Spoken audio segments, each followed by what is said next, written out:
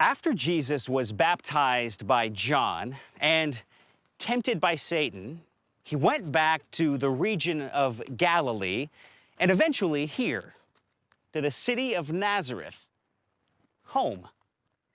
This is what the Gospel of Luke says. Jesus returned to Galilee in the power of the Spirit, and news about him spread through the whole countryside. He was teaching in their synagogues, and everyone praised him.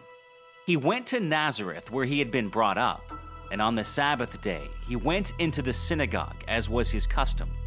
He stood up to read, and the scroll of the prophet Isaiah was handed to him.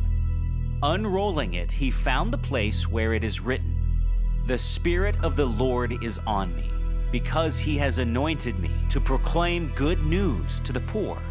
He has sent me to proclaim freedom for the prisoners and recovery of sight for the blind, to set the oppressed free, to proclaim the year of the Lord's favor." Then he rolled up the scroll, gave it back to the attendant, and sat down.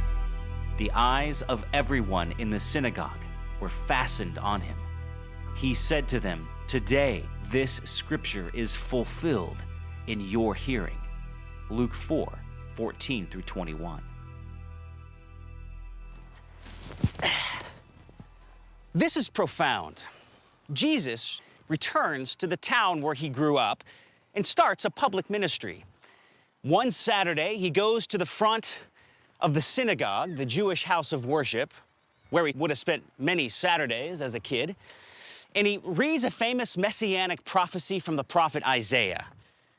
Jesus finishes this prophecy, one that the Jewish people would have been reading for about 700 years, by identifying himself as the one spoken of by Isaiah. Now, can you imagine this? Maybe you grew up with this guy. He was your stickball buddy. He was the son of Joseph and Mary, just normal, regular townsfolk.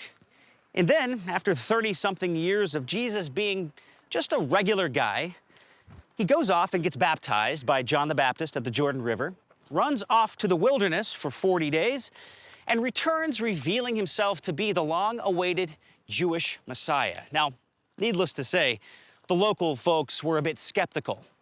Well, then Jesus calls them out and challenges their doubt by pointing to past Hebrew generations who were also skeptical of the scriptures and the prophets. Well, apparently that didn't go so well because his neighbors become an angry mob and they threaten to kill Jesus by throwing him off a nearby cliff.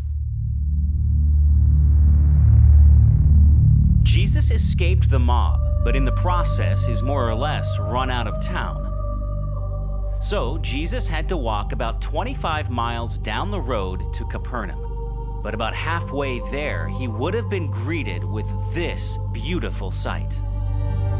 I'm guessing that he stood somewhere near here and took it all in. This is the Sea of Galilee.